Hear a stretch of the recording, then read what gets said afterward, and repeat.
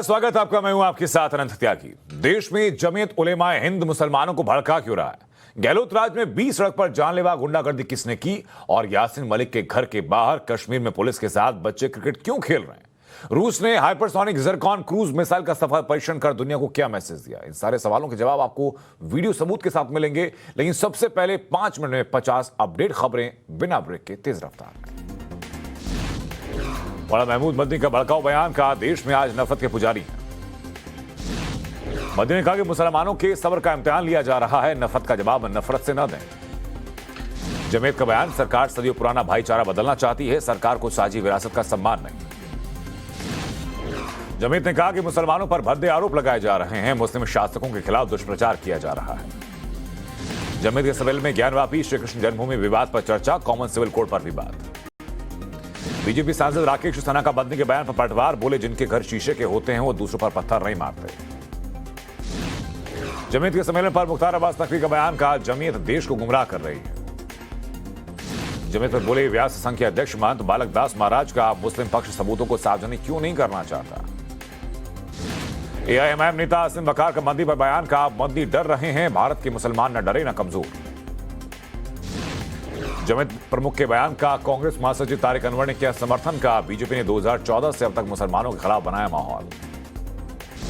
वीर सावरकर पर सीएम योगी का कांग्रेस पर हमला, का देश युद्ध की त्रासदी से बच जाता, 1962, 65 और 71 का युद्ध होता नहीं। सीएम योगी ने कांग्रेस पर नेशन फर्स्ट थ्योरी न अपनाने का आरोप लगाया, कहा नेशन फर्स्ट थ्योरी आज की वास्तविकता है। लाउडस्पीकर की कम आवाज पर बोले सीएम योगी, का सड़क पर ना होगी पूजा ना होगी नमाज। यूपी में फैक्ट्री में काम करने वाली महिलाओं को लेकर बड़ा फैसला, महिलाएं शाम 7 के बाद से अपनी मर्जी से काम करेंगी। गांधीनगर में सहकारिता सम्मेलन में शामिल हुए प्रधानमंत्री नरेंद्र मोदी। सहकारिता सम्मेलन में पीएम मोदी का ऐलान, कहा देश में यूरिया के 8 नए नैनो प्लांट लगेंगे। सम्मेलन में बोले पीएम मोदी, का सहकार में आत्मनिर्भर भारत की ऊर्जा। सहकारिता सम्मेलन में गृहमंत्री अमित शाह ने भी किया संबोधित, कहा पीएम मोदी ने अलग सहकारिता मंत्रालय बनाया। सम्मेलन में बोले गृहमंत्री अमित शाह, का गन्ना किसानों की समस्याओं को दूर किया गया। कल पीएम मोदी का मन की बात कार्यक्रम, देश की जनता से करेंगे संवाद। अखिलेश यादव का बीजेपी परिवार, का बीजेपी समाजवाद क्या है ये समझना होगा। भाजपा विधायक सिद्धार्थनाथ सिंह का बयान, कहा अखिलेश जी समाजवाद की बात करते हैं, वो खुद एमवाई में फंसकर रह गए। सावित्रीबाई फुले विश्वविद्यालय पहुंचे अनुराग ठाकुर, खाशाबा जाधव खेल परिसर का उद्घाटन किया। खेल परिसर में ट्रेडमिल पर दौड़े केंद्रीय खेल मंत्री अनुराग ठाकुर। आम आदमी पार्टी ने पंजाब से राज्यसभा उम्मीदवार का ऐलान किया, पद्मश्री अवार्ड से सम्मानित संत बलबीर सिंह सीचेवाल और विक्रमजीत सिंह साहनी को बनाया जाएगा। हरियाणा निकाय चुनाव में अकेले लड़ेगी बीजेपी, प्रदेश अध्यक्ष ओपी धनखड़ ने बताया किसी पार्टी के साथ गठबंधन नहीं करेगी बीजेपी। सीएम गहलोत से मुलाकात के बाद मंत्री अशोक चांदना का यू टर्न, कहा मेरा ब्यूरोक्रेट्स से कोई टकराव नहीं। सुकेश मामले में जैकलिन फर्नांडिस को मिली बड़ी राहत, कोर्ट ने दी विदेश जाने की इजाजत, 31 मई से 6 जून तक आबू धाबी में रहेंगी जैकलिन। ईडी ने जैकलिन फर्नांडिस को लेकर अदालत के फैसले का विरोध किया, कहा हो सकता है जैकलिन देश न लौटे। कानपुर के पीयूष जैन के खिलाफ जांच में एजेंसी की एंट्री, जीएसटी, इंटेलिजेंस और डीआरआई के बाद अब इनकम टैक्स भी करेगा पड़ताल। पुंछ में भारतीय सेना और जम्मू कश्मीर पुलिस का साझा अभियान, एलओसी के पास से बरामद की 40 किलो से ज्यादा ड्रग्स। कुपवाड़ा में सेना और पुलिस के संयुक्त ऑपरेशन में 7 किलो ड्रग्स और 2 आईईडी बम बरामद। अनंतनाग में आतंकियों और सुरक्षा बलों के बीच मुठभेड़, जवानों की फायरिंग में 2 आतंकी ढेर हुए। जयपुर में सड़क पर गुंडागर्दी, 24 साल के लड़के को सड़क पर रॉड से पीटा गया। करौली के हिंडौन शहर में 4 वर्ष की बच्ची के साथ रेप किया गया। प्रयागराज में बदमाशों का आतंक, दिन दहाड़े 3 लोगों को मारी गई गोली।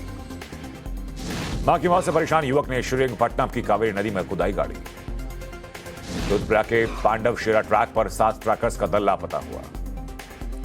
झारखंड के सरायकेला में हाथी का पिता और बेटी पर जानलेवा हमला। चेन्नई के पल्लावरम में एक ही परिवार के 4 लोगों की मौत हुई। श्रीगंगानगर में गौरा फाउंडेशन का गौधेय रंगमंच शुरू हुआ। पंजाब हरियाणा हाईकोर्ट में बेरुख बेटे से मिलने के लिए मां बाप की याचिका, 4 साल से मिलने नहीं आया बेटा। महाराष्ट्र में ओमाइक्रॉन के 2 अलग अलग वेरिएंट के मरीज मिलने से हड़कंप। महाराष्ट्र में 24 घंटे में कोरोना वायरस से 529 नए लोग संक्रमित हुए। टेस्ला की भारत में एंट्री पर बोले एलन मस्क, कहा जहां कार बेचने की इजाजत नहीं वहां प्लांट भी नहीं। केरल में नेवी की पासिंग आउट परेड, कुन्नूर के इंडियन नौसेना अकादमी में सैनिकों ने की परेड। जापान में मिलिट्री की एनुअल ड्रिल माउंट फूजी के पास गोटेम्बा में आर्मी बेस पर हुई ड्रिल। ईरान के अंडरग्राउंड बेस की तस्वीरें सामने आई। बेस में मौजूद मिसाइल क्षमता वाले सैन्य ड्रोन। यूक्रेन युद्ध के बीच रूस ने हाइपरसोनिक ज़िरकॉन क्रूज मिसाइल का सफल परीक्षण किया। रूस के रक्षा मंत्री का यूक्रेन को लेकर बड़ा दावा। कहा, रूसी सेना ने डोनेट्स्क के लिमान पर कब्जा किया। यूक्रेन के लाइमन शहर पर रूस ने कब्जा कैसे किया? माउंट फूजी में जापान ने पावर ड्रिल क्यों किया? और आगे बहुत कुछ वीडियो ब्रेकिंग के साथ।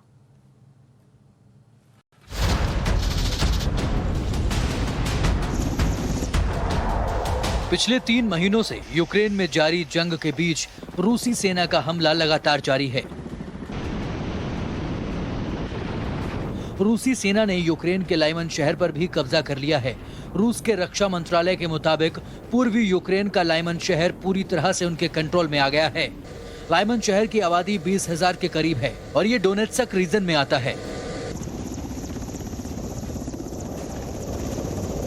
यूक्रेन ने शुक्रवार को कहा था कि रूस ने लाइमन के ज्यादातर हिस्से पर कब्जा कर लिया है, लेकिन रूसी सेना को उन्होंने दक्षिण पश्चिम में आगे नहीं बढ़ने दिया है। इस बीच रूसी सेना यूक्रेन पर दबाव बनाने के लिए लगातार हमले कर रही है। लुहांस्क में रूस के करीब 10,000 लड़ाके घुस गए हैं। ये दावा गवर्नर सेहरी कदई ने किया है। गवर्नर के मुताबिक रूसी सैनिकों की कई यूनिट स्थायी रूप से लुहांस्क में हैं। यूक्रेन ने यह भी दावा किया है कि रूसी सेना मारियुपोल में लूटपाट करने में लगी है।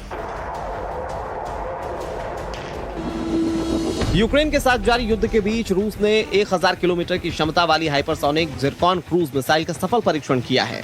रूसी रक्षा मंत्रालय ने खुद इसकी पुष्टि की है। ये मिसाइल आवाज की गति से 9 गुना तेज है। रूस के राष्ट्रपति व्लादिमीर पुतिन ने कहा है कि इसकी तैनाती से देश की सैनिक क्षमता और बेहतर होगी। ये पहली बार नहीं है जब रूस ने ज़िरकॉन मिसाइल का टेस्ट किया है। व्हाइट सी में एडमिरल गोर्शकोव फ्रिगेट ने पिछले साल ज़िरकॉन क्रूज मिसाइल लॉन्च की थी। पश्चिम देशों के साथ तनाव को देखते हुए रूस लगातार अपने हथियार बेड़े को और आधुनिक बना रहा है। पिछले महीने रूस ने परमाणु क्षमता से लैस सरमत नाम की इंटरकॉन्टिनेंटल बैलिस्टिक मिसाइल का परीक्षण किया था, जो 10 या अधिक वॉरहेड्स ले जाने और अमेरिका पर हमला करने में सक्षम है।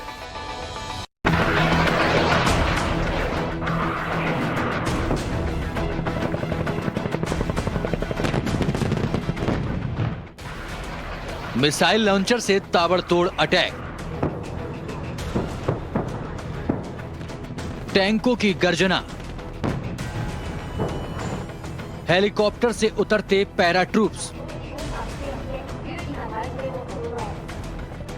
युद्ध अभ्यास की ये तस्वीरें जापान की हैं।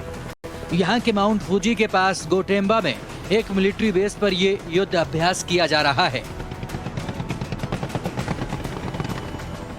इसमें जापानी आत्मरक्षा बल यानी एसडीएफ के 3000 जवानों ने हिस्सा लिया।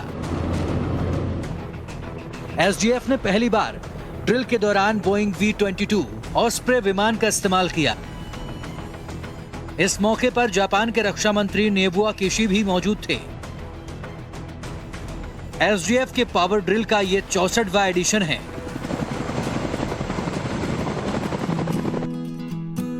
ऑस्ट्रेलिया के सिडनी से गजब की तस्वीर सामने आई, जहां पूरा शहर मोटे कोहरे की चादर से ढका हुआ नजर आया। पूरे शहर को इस कोहरे ने अपने आगोश में ले लिया है, जिससे खूबसूरत सिडनी और आकर्षक दिखने लगा। आसमान से ली गई इन तस्वीरों में आप देख सकते हैं कि पूरे शहर में अगर कुछ हिस्सों को छोड़ दिया जाए तो सिर्फ कोहरे की चादर नजर आ रही है।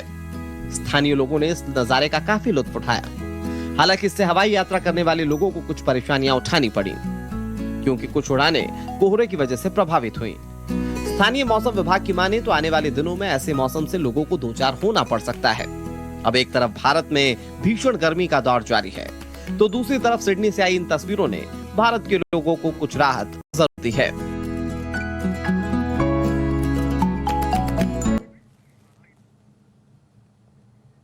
तो राजस्थान में गहलोत राज में सरेआम युवक की जान लेने की कोशिश किसने की? मां की याद में कर्नाटक के युवक ने BMW क्यों कुर्बान की? और कश्मीर में यासिन मलिक के घर के आगे पुलिस के साथ बच्चे क्रिकेट खेलने लगे। आगे बहुत कुछ नया है। जयपुर में बीच सड़क पर बदमाशों ने फरसे और रॉड से युवक पर ताबड़तोड़ वार किए। बदमाश युवक को जान से मारना चाहते थे। बदमाशों ने लोहे की रॉड और फरसे से 24 साल के हसनपुरा निवासी राहुल धानका पर हमला कर दिया। युवक की पिटाई की गई। इसके बाद बदमाशों ने पिटाई का वीडियो 24 मई को सोशल मीडिया पर शेयर कर दिया। लिखा, ये तो ट्रेलर है, फिल्म बाकी है। पीड़ित युवक ने जवाहर सर्कल थाने में पुलिस में मामला दर्ज करवाया है। अब तक की जांच में सामने आया है कि पीड़ित और हमलावर आदतन अपराधी हैं। आपस में पुरानी रंजिश का मामला है। राजधानी दिल्ली में एक 19 साल के युवक की हत्या से सनसनी फैल गई। हत्या के बाद से इलाके में खौफ का माहौल बना हुआ है। हत्या को लेकर परिजनों का कहना है कि युवक की किसी से कोई दुश्मनी नहीं थी। जानकारी लगते ही मौके पर पहुंची पुलिस ने इलाके की जांच की, साथ ही कुछ सबूत भी जुटाए हैं। वहीं आसपास लगे सीसीटीवी फुटेज को भी खंगाला जा रहा है ताकि आरोपियों की पहचान की जा सके।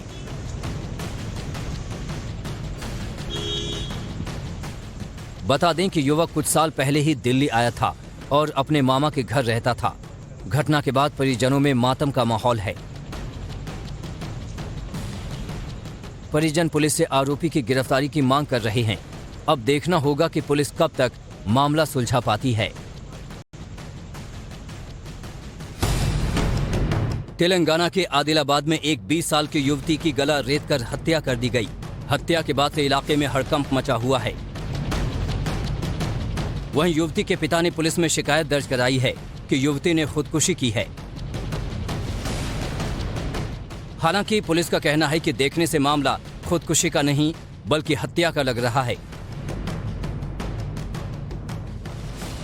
पुलिस के मुताबिक युवती का दूसरे वर्ग के लड़के से प्रेम प्रसंग था। इसी बात से परिवार वाले नाराज रहते थे और 2 महीने पहले वो लड़के के साथ चली गई थी, लेकिन कुछ समय बाद परिजन उसे वापस ले आए थे। इसी बात को लेकर विवाद हुआ करता था। फिलहाल पुलिस माता पिता को हिरासत में लेकर उससे पूछताछ कर रही है। कर्नाटक से एक हैरान कर देने वाली घटना सामने आई। एक शख्स ने अपनी BMW कार को नदी में डुबो दिया। घटना मांड्या जिले के श्रीरंगपटना की है, जहां कावेरी नदी के बीच में एक चमकदार लाल रंग की कार देखकर ग्रामीण डर गए। हादसा होने के शक पर उन्होंने फौरन पुलिस को सूचना दी। आपातकालीन कर्मियों को मौके पर बुलाया गया और नदी में गोता लगाकर ये देखा गया कि कहीं कोई अंदर फंसा तो नहीं है। जब ये पता चला कि अंदर कोई नहीं है तो कार को नदी से बाहर निकाला गया। रजिस्ट्रेशन नंबर से कार मालिक के घर का पता लगाकर उस व्यक्ति से पूछताछ की गई, लेकिन वो आदमी इस हालत में नहीं था कि कोई जवाब दे सके। इसके बाद पुलिस ने परिवार के सदस्यों से संपर्क किया, जिन्होंने बताया कि वो अपनी मां की मौत की वजह से डिप्रेशन में चला गया है। घर वापस जाने से पहले वो काफी दुखी था और उसने कार नदी में बहा दी। पहले ट्रेडमिल पर दौड़े, फिर शूटिंग में सटीक निशाना साधा। इसके बाद खिलाड़ियों का हौसला बढ़ाया। केंद्रीय मंत्री अनुराग ठाकुर आज बिल्कुल अलग अंदाज में दिखे। मौका था पुणे के सावित्रीबाई फुले विश्वविद्यालय में स्पोर्ट्स कॉम्प्लेक्स के उद्घाटन समारोह का।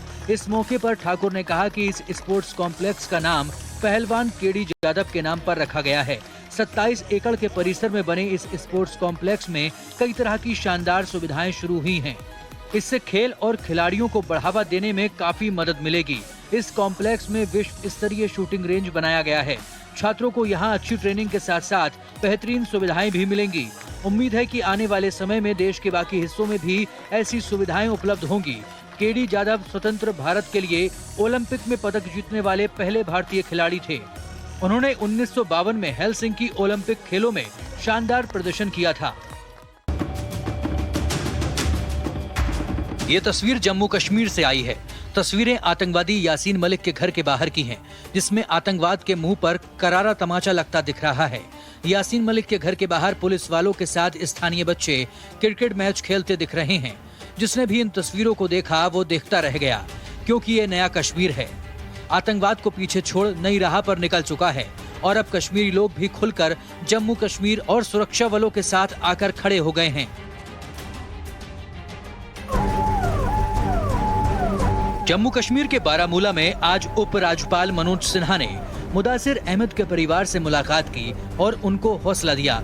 इसके बाद मनोज सिन्हा ने ट्वीट किया, देश ऐसे सपूतों को पाकर धन्य हुआ। जम्मू कश्मीर पुलिस के बहादुर शहीद जवान मुदस्सिर अहमद के परिवार के सदस्यों से उरी में उनके घर पे मुलाकात की और उन्हें श्रद्धांजलि दी। मुदस्सिर जैसे धरती के लाल को पाकर देश धन्य है। वीर मुदस्सिर के सर्वोच्च बलिदान को हमेशा याद किया जाएगा। यहाँ ताज़ीद पर आए थोड़ा हमें सहारा दिया, कहा कि हर माँ ऐसा बच्चा पैदा करे जो यहाँ मुल्क की कुर्बानी के लिए तैयार हो जाए। वो बहादुर था, उसने अपनी जान दे दी मुल्क के लिए, जान कुर्बान कर दी। वैसा शेर पैदा नहीं होगा, ना है ना होगा। बारामूला के क्रीकी इलाके में 25 मई को नबीजी चौराहे पर हुई मुठभेड़ में शेख शहीद हो गए थे। पुलिस के मुताबिक मुठभेड़ में जैश ए मोहम्मद के 3 पाकिस्तानी आतंकवादी भी मारे गए थे। जैश ए मोहम्मद के आतंकी एक कार में सवार होकर गुजरे थे। एक चेक पोस्ट को देख उन्होंने सुरक्षा बलों पर गोलियां चलाईं, जिसमें एक पुलिसकर्मी की मौत हो गई। सुरक्षा बलों ने ऑपरेशन के दौरान 3 आतंकवादियों को भी ढेर कर दिया था। तो चंपावत में धामी की चैलेंज को आसान करने के लिए योगी ने कैसे माहौल बनाया और बाराबंकी में बीजेपी को वोट दिया तो सचमुच समाज से हुक्का पानी बंद कर दिया गया। आगे देखिए। उत्तराखंड में चंपावत का सियासी रण जोरदार हो रहा है। पुष्कर सिंह धामी के रथ पर आज यूपी के सीएम नजर आए। धामी के लिए सीएम योगी ने धारदार प्रचार किया और जनता से धामी के पक्ष में वोट देने की अपील की। चंपावत विधानसभा उपचुनाव पुष्कर सिंह धामी के भाग्य का फैसला करेगा। 31 मई को विधानसभा उपचुनाव के लिए वोट डाले जाएंगे। इसके लिए चुनाव प्रचार अभियान कल समाप्त होगा। योगी आदित्यनाथ ने धामी के लिए लंबा रोड शो किया। इस दौरान टनकपुर इलाके में बीजेपी समर्थकों का जोश देखते ही बन रहा था। ये तस्वीरें छत्तीसगढ़ राज्य के बिलासपुर की हैं, जहां हादसे के बाद चना और सीमेंट की बोरियां लूटने की होड़ मच गई। कोई कंधे पर बोरी लेकर भाग गया तो कोई बाइक पर, जिसे जैसा मिला वो अपने साथ ले गया। दरअसल चना और सीमेंट से भरे 2 ट्रकों में टक्कर हो गई थी, जिसमें ट्रक ड्राइवर घायल हो गया। पुलिस ने ड्राइवर को अस्पताल पहुंचाया, लेकिन भीड़ ने ट्रकों से सामान लूटना शुरू कर दिया। लूट का ये वीडियो किसी ने अपने मोबाइल में कैद कर लिया, जो अब सोशल मीडिया पर वायरल हो गया है। मामले में चना के फार्म मालिक ने चोरी का मामला दर्ज कराया है।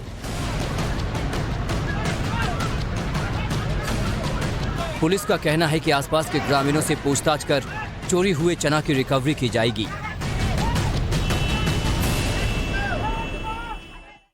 फतेहपुर कोतवाली के ररिया गांव में एक मुस्लिम परिवार ने बीजेपी को वोट देने पर हुक्का पानी बंद किए जाने का आरोप लगाया। आरोप है कि घर में वैवाहिक कार्यक्रम होने पर टेंट हाउस वाले और खाना बनाने वाले तक आने को तैयार नहीं होते। सोशल मीडिया पर मामला तेजी से वायरल होने के बाद पुलिस हरकत में आई। एसपी के निर्देश पर आनन फानन में पूरे मामले की जांच शुरू की गई। वहीं इस मामले पर एसपी का कहना है कि गांव के एक मदरसे में अवैध कब्जा करने को लेकर परिवार के एक सदस्य को जेल भेजा गया था। उसी के बाद से साल 2006 से गाँव वालों ने सामाजिक बहिष्कार कर रखा है। इस मामले को सनसनीखेज बनाने के लिए एक पार्टी विशेष को वोट देने के नाम पर सामाजिक बहिष्कार का झूठा मामला फैलाया जा रहा है। आप अपने बच्चों को पढ़ने के लिए भेजते हैं तो उसे वहां कैसे पढ़ाया जाता है, ये जान लेना बहुत जरूरी है, क्योंकि लखनऊ में मदरसे में बच्चों को जंजीरों से बांध कर रखा जाता है। ये आरोप गोसाईगंज के शिवलर में स्थित मदरसे में पढ़ने वाले बच्चों ने लगाए हैं। मासूम का कहना है कि मदरसे में उन्हें जंजीरों से बांध कर रखा जाता है। इतना ही नहीं, उनकी बेरहमी से पिटाई की जाती है। मासूम का कहना है कि वो किसी तरह मदरसे से जंजीरों समेत भाग निकला और इसी दौरान लोगों ने वीडियो बनाकर वायरल कर दिया। वीडियो में मासूम के पैरों में जंजीरों के साथ ताला लगा हुआ है। साथ ही कई जगह चोट के निशान भी दिखाई दे रहे हैं। फिलहाल पुलिस अब सच्चाई जानने में जुटी है। क्या वाकई में मदरसे में बच्चों के साथ जानवरों जैसा सलूक किया जाता है?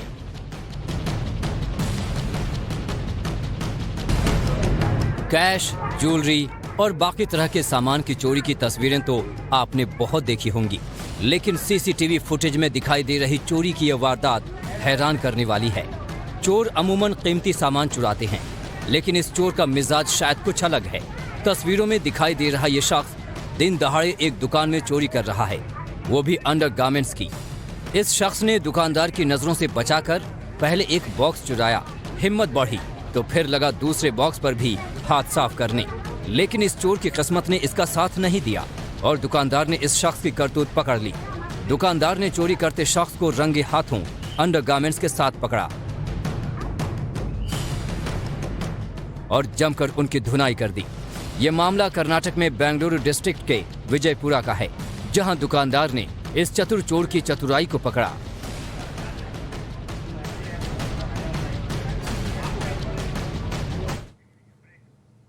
और यार रुकेंगे ब्रेक के लिए, आप बने रहिए टाइम्स ऑन भारत के साथ।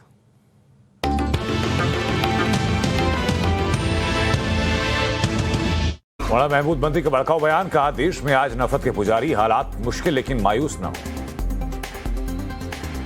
मोदी ने कहा कि मुस्लिमों के सब्र का इम्तिहान लिया जा रहा है, नफरत का जवाब नफरत से न दें। जमीयत सम्मेलन को संबोधित करते हुए भावुक हुए मौलाना मदनी, कहा हम अपने देश में ही हुए अजनबी अत्याचार सहकर भी चुप रह जाना कोई हमसे सीखे। जमीयत का बयान, सरकार सदियों पुराना भाईचारा बदलना चाहती है, सरकार को साझी विरासत का सम्मान नहीं, सरकार को सामाजिक मूल्य की पहचान नहीं, सरकार को बस अपनी सत्ता प्यारी है। जमीयत ने कहा कि मुस्लिमों पर भद्दे आरोप लगाए जा रहे हैं, मुस्लिम शासकों के खिलाफ दुष्प्रचार किया जा रहा है, सत्ताधारी लोग आरोप लगाने वालों को बचा रहे हैं। देवबंद में जमीयत की बैठक में 3 प्रस्ताव पास हुए। देश में बढ़ती नफरत और इस्लामोफोबिया को रोकने का प्रस्ताव पास किया गया, सद्भावना मंच को मजबूत करने का प्रस्ताव भी पास किया गया। यूपी के देवबंद में जमीयत का सम्मेलन, 2 दिन के सम्मेलन में 25 राज्यों के 3000 जमीयती नेता शामिल हुए। जमीयत के सम्मेलन में ज्ञानवापी श्री कृष्ण जन्मभूमि विवाद पर चर्चा, कॉमन सिविल कोड पर भी बात। बीजेपी सांसद राकेश सिन्हा का बंदी के बयान पर पलटवार, बोले जिनके घर शीशे के होते हैं वो दूसरों पर पत्थर नहीं मारते, ये खुद सांप्रदायिकता फैलाते हैं, भड़काऊ भाषण देते हैं।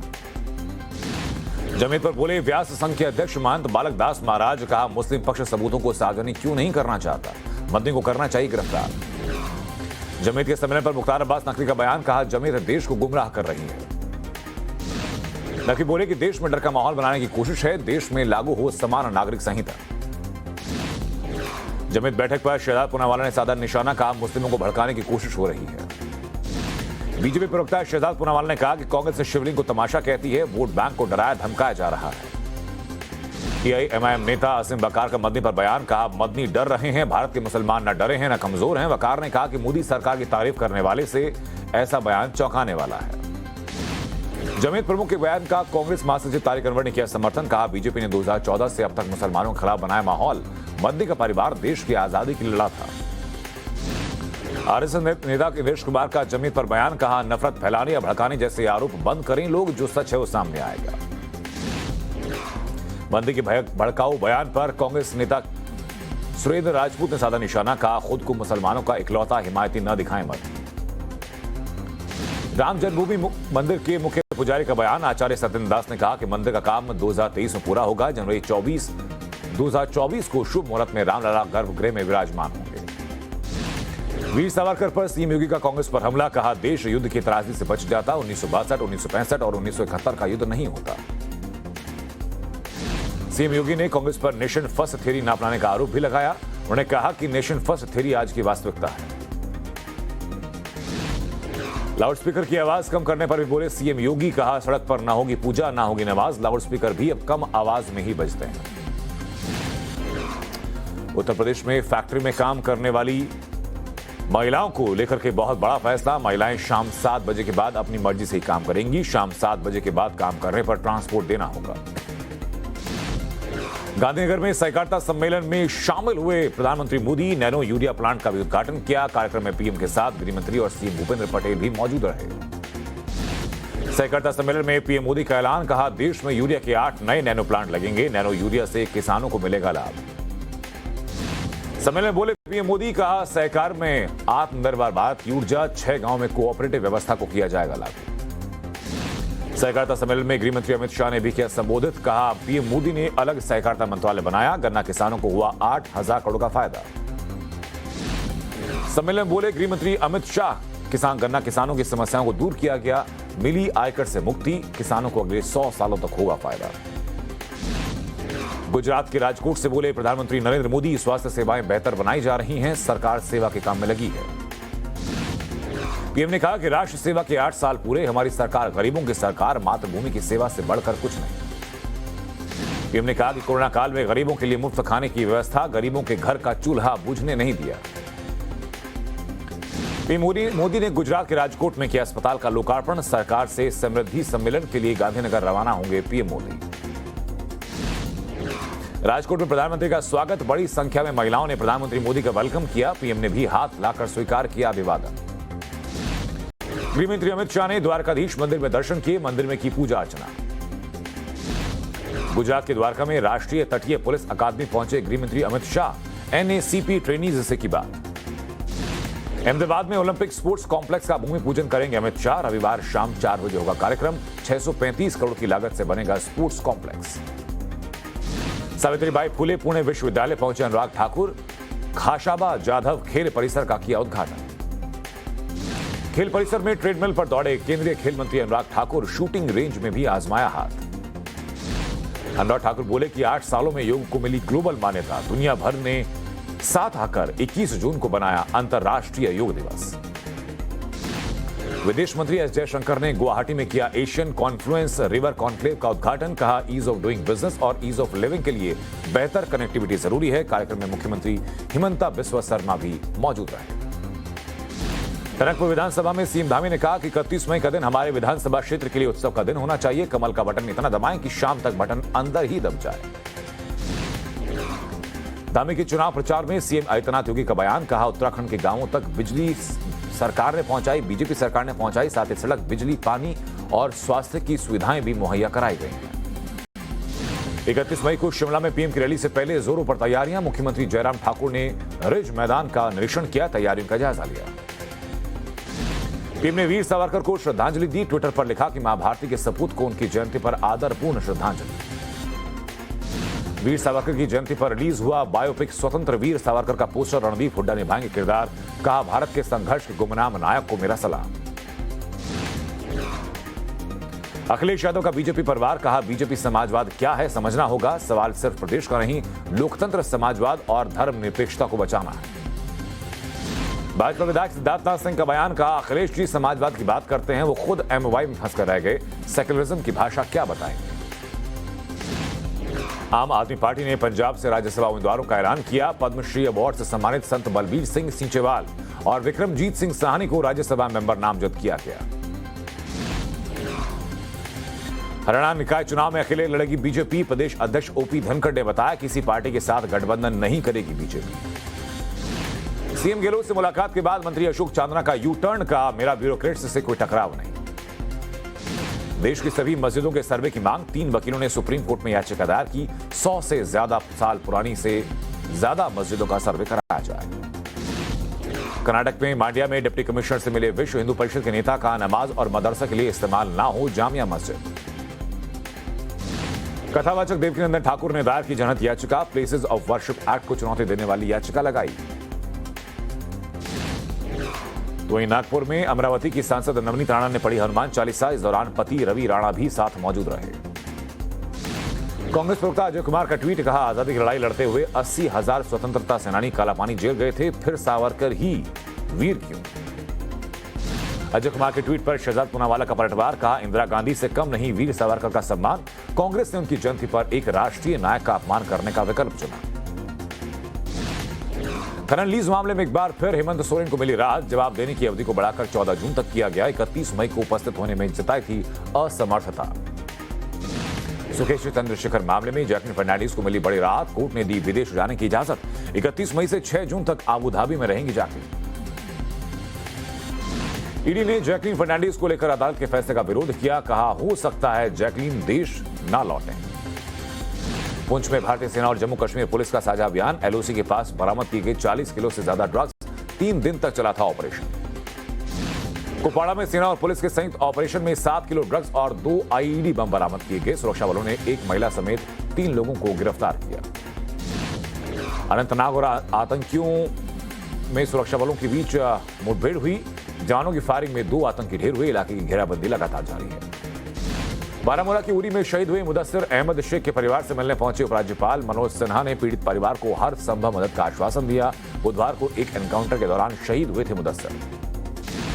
एलजी सिन्हा से मुलाकात के बाद बोले शहीद मुदस्सिर अहमद शेख के पिता। कहा एलजी ने जताई संवेदना। बोले हर मां को मुदस्सिर जैसे बहादुर को जन्म देना चाहिए। हमें मुदस्सिर पर गर्व है। पुलवामा में पीडीपी नेता वहीद उर रहमान पारा से मिली महबूबा मुफ्ती 1 लाख के मुचलके पर जम्मू कश्मीर हाई कोर्ट ने दी जमानत। राजस्थान के बूंदी में दलित मजदूर का अपहरण, लोहे की जंजीर पैर में बांधकर 30 घंटे तक दी यातनाएं, पुलिस ने SC/ST एक्ट के तहत दर्ज किया मुकदमा। राजस्थान में बंधुआ मजदूरी को लेकर अमित मालवीय का ट्वीट, कहा कांग्रेस के राज में राजस्थान दलितों के लिए नर्क बन गया।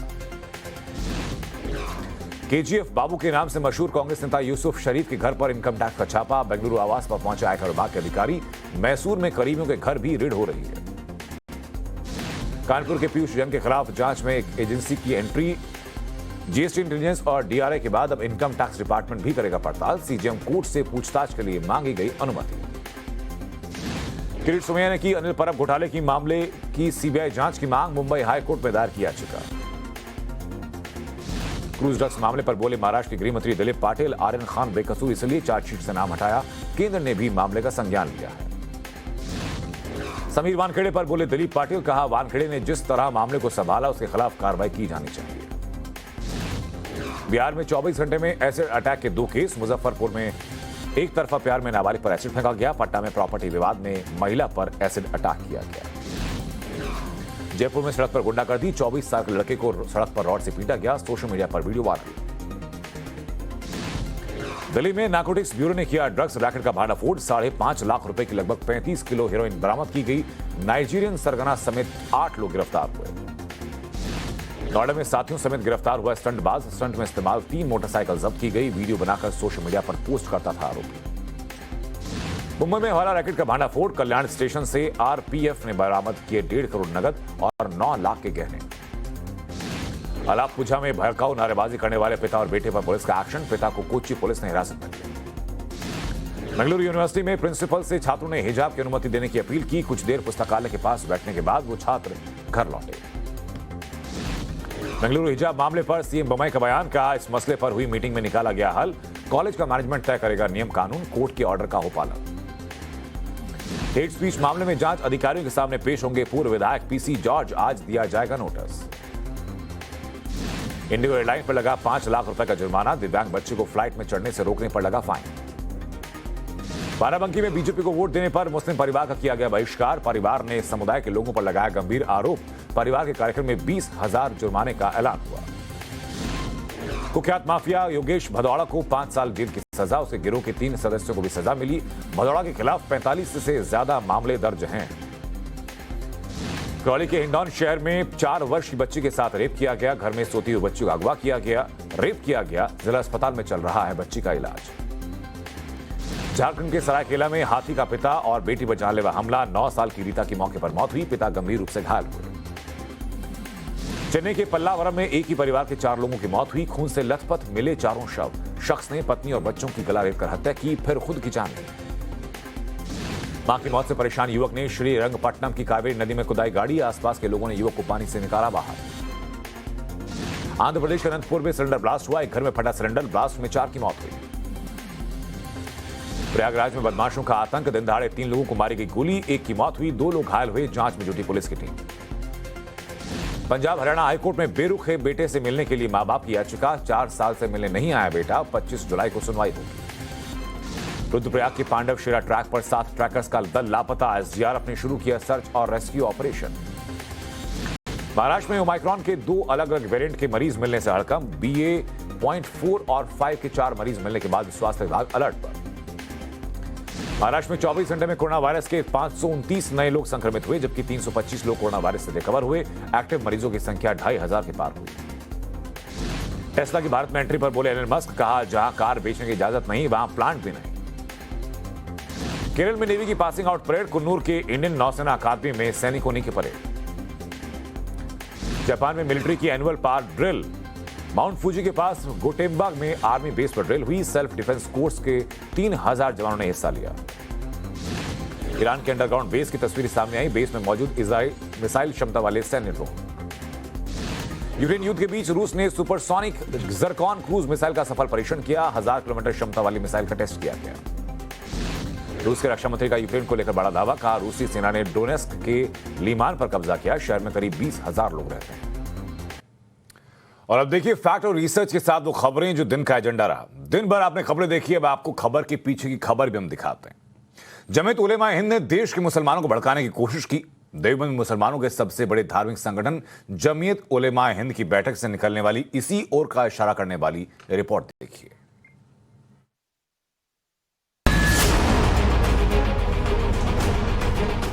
एकता और अखंडता की बात करते हैं, देश के अखंड भारत बनाने की बात करते हैं, और मुल्क के मुसलमानों का रास्ता चलना दुश्वार कर दिया।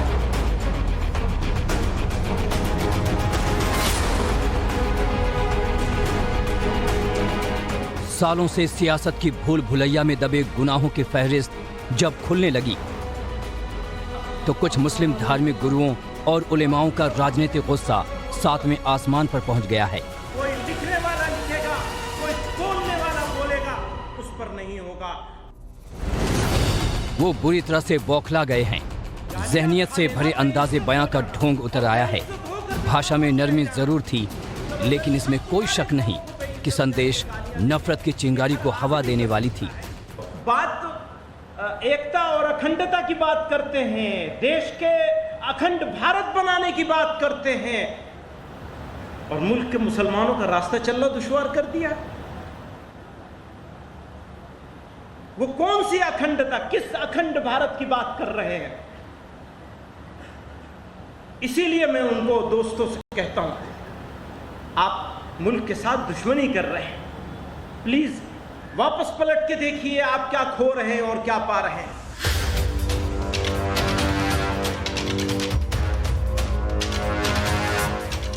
उत्तर प्रदेश के देवबंद में जब जमीयत उलेमा हिंद के मंच से सरकार पर सीधे चोट की जा रही थी, तो गुजरात के राजकोट में प्रधानमंत्री ने जो कहा वो सभी विरोधियों के लिए जोरदार जवाब था। कि 8 साल में गलती से भी ऐसा कुछ नहीं होने दिया है, न ऐसा कुछ किया है जिसके कारण आपको या देश के किसी नागरिक को अपना सर झुकाना पड़े। प्रधानमंत्री का ये बयान इशारा है, सरकारें बदला नहीं लेती, वो फर्क नहीं करती, धर्म देखकर नीतियां नहीं बनाई जाती, बल्कि सबका साथ सबका विकास के लक्ष्य तक पहुंचने में सब शामिल हैं। लेकिन जमीयत उलेमा हिंद के मंच से जो बोला गया वो कतई जोड़ने वाला नहीं था। सम्मेलन में बोला गया, देश धार्मिक बैर भाव और नफरत की आग में जल रहा है। सांप्रदायिकता की ये काली आंधी मौजूदा सत्ता के संरक्षण में चल रही है। युवकों को विघटनकारी कामों का साधन बनाया जा रहा है। मुस्लिम शासकों और इस्लामिक सभ्यता के खिलाफ भद्दे आरोप लगाए जा रहे हैं। खुलेआम भरी सभाओं में मुसलमानों के खिलाफ शत्रुता का प्रचार किया जा रहा है। देश की छवि तासुबी, तंग नजर और धार्मिक कट्टरपंथी की हो गई है। पूरी दुनिया में हमारे प्रिय देश की बदनामी हो रही है। भारत में मुस्लिम विरोध को उकसाया जा रहा है। सत्ता ऐसे लोगों के हाथों में है जो भाईचारे की पहचान को खत्म करना चाहते हैं। बज़ाहिर जिसका कोई सहारा नहीं, उसको जितनी मुश्किल है उससे ज्यादा मुश्किल तो हमें है। ये तो हमारा जिगर जानता है कि हमारी क्या मुश्किल है, किसी और को क्या समझ में आएगा। हाँ, मुश्किल को झेलने के लिए हौसला चाहिए, ताकत चाहिए, और हम कमजोर लोग हैं। और कमजोरी का यह मतलब नहीं है कि कोई मुदाहनत इख्तियार कर ले। जमीयत उलेमा हिंद इस्लामिक मान्यताओं की पहचान की रक्षा करता है, इस्लाम की शिक्षा को बढ़ावा देता है, मुसलमानों की इबादत गाहों और इस्लामिक धरोहरों की भी रक्षा करता है। जाहिर है ज्ञानवापी का मुद्दा जमीयत की लिस्ट में सबसे अहम है। 5000 मुस्लिम धर्म गुरु की इस सभा में ये तय होगा कि मुस्लिम संगठन ज्ञानवापी पर क्या फैसला लेंगे। धमकी ये दी जा रही है कि एक बार फैसला ले लें तो फिर मुस्लिम समुदाय पीछे नहीं हटेगा। अभी मस्जिदों के बारे में, इबादतगाहों के बारे में आपके सामने आज शाम को या कल सुबह तजवीज़ आएगी, उस पर भी बात करेंगे इंशाअल्लाह। इस वक्त नहीं, जब तक वो तजवीज़ पेश नहीं होगी तब तक बात नहीं करेंगे। ना हम करेंगे ना आप करेंगे, ना हम करेंगे ना आप करेंगे। ध्यान रखिएगा, जमात के फैसले से पहले कोई बात नहीं करनी चाहिए, और जमात के फैसले के बाद कदम पीछे नहीं हटेगा। जमीयत की सभा में ये भरा गया कि मुसलमानों पर देश में भारी जुल्म हो रहा है, और ये सब समझ लें कि कि इस जुल्म के आगे मुसलमान घुटने नहीं टेकेगा। मुसलमान को कमजोर समझने की गलती ना करें। हमारी शांति दरअसल ताकत का प्रदर्शन है। अगर जमीयत उलमा का ये फैसला है कि हम जुल्म को बर्दाश्त कर लेंगे, अगर जमीयत उलमा का ये फैसला है कि हम दुखों को सह लेंगे लेकिन अपने मुल्क पर आंच नहीं आने देंगे, तो ये फैसला कमजोरी की वजह से नहीं है बल्कि जमीयत उलमा की ताकत की वजह से है। और ये ताकत हमें कुरान ने दी। जमीयत की बैठक के बीच बीजेपी ने बड़ा हमला बोला है। केंद्रीय मंत्री मुख्तार अब्बास नकवी ने कहा कि जमीयत देश के मुसलमानों को डरा रही है और भय का माहौल पैदा किया जा रहा है। नकवी ने कहा कि ज्ञानवापी का मामला कोर्ट में है, ऐसे में भ्रम का माहौल पैदा किया जा रहा है। जहां तक सवाल है, कोई मैटर कोर्ट में है, कोर्ट के फैसले का इंतजार करना चाहिए। आप भय का माहौल पैदा करके, भ्रम का माहौल पैदा करके समाज के सौहार्द के ताने बाने को नहीं तोड़ सकते और किसी को इजाजत भी नहीं दी जा सकती इसका। हाल ही में खरगोन हिंसा और दिल्ली के जहांगीरपुरी में जब बुलडोजर की कार्रवाई की गई तो जमीयत ने इसके खिलाफ कोर्ट का दरवाजा खटखटाया। इससे पहले एनआरसी के खिलाफ भी जमीयत कोर्ट तक जा चुका है। जमीयत का ये सम्मेलन आने वाले दिनों में ज्ञानवापी समेत तमाम मुद्दों पर एक संगठित रणनीति बनाने की कोशिश है। लेकिन सवाल सिर्फ इस पर है कि विक्टिम कार्ड खेलकर क्या जमीयत के नेता मुसलमानों को भड़का रहे हैं। देवबंद से गौरव श्रीवास्तव के साथ ब्यूरो रिपोर्ट, टाइम्स नाउ नव भारत। 2 दिन की बैठक चल रही है, लेकिन पहले ही दिन इस बैठक में जो प्रस्ताव पास हुए और जमीयत प्रमुख मौलाना मदनी ने जो बयान दिए वो भड़काने से कम नहीं। उनका इशारों में हमला बीजेपी और आरएसएस पर था। बिल्कुल सरासर गलत है। और मैं तो ये कहूंगा कि देवबंद के जितने जो है ये इनका चरित्र रहा है, आपने देखा होगा लॉकडाउन में जिस प्रकार से इन्होंने पूरे देश में कोरोना फैलाने का कार्य किया था और फिर भागता भागता फिरता रहा। मुझे लगता है आज वह समय आ गया है कि मौलाना महमूद मदनी को गिरफ्तार करना चाहिए और गिरफ्तार करके इसको जेल में डालना चाहिए, क्योंकि इस व्यक्ति ने सदा सदा देश के लिए कभी कोई अच्छा कार्य नहीं किया। सदा से भड़काऊ भाषण देकर के सीधे साधे मुस्लिमों को भड़काने का कार्य किया है, देश में अशांति फैलाने का काम किया है, आतंकवाद बोने का काम किया है। और मुझे लगता है कि केंद्र सरकार को तुरंत इस पर संज्ञान लेना चाहिए, गिरफ्तार करके उसको जेल में डालना। वोट बैंक की राजनीति जो और बांटने पर, लड़वाने पर और भड़काने पर है, जो भारत का मुकुट दुनिया के अंदर पूजा जाए ये नहीं चाहते, भारत का सम्मान और भारतीयों का सम्मान दुनिया में बढ़े, वो सब और शरारत कर रहे हैं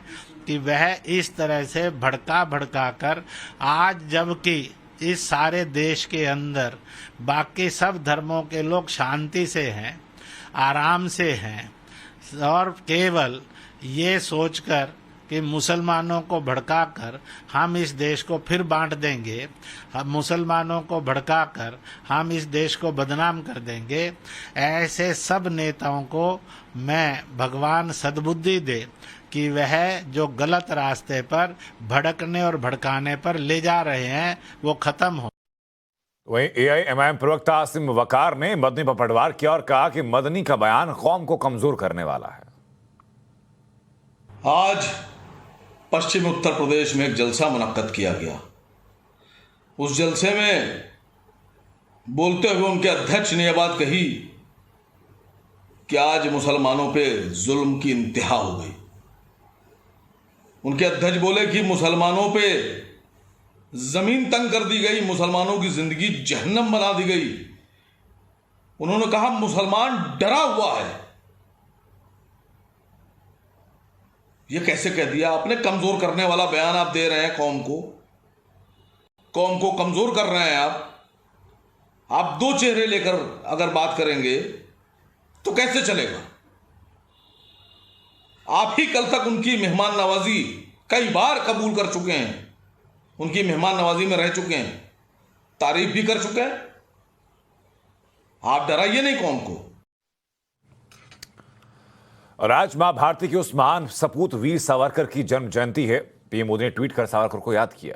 उन्होंने अपनी और अटल जी की आवाज में एक वीडियो संदेश भी शेयर किया। तो वहीं देश में अभी कुछ लोग ऐसे हैं जो सावरकर जयंती पर सियासत से बाज नहीं आ रहे। ऐसी सियासत करने वालों को आज उत्तर प्रदेश के सीएम योगी आदित्यनाथ ने करारा जवाब दिया।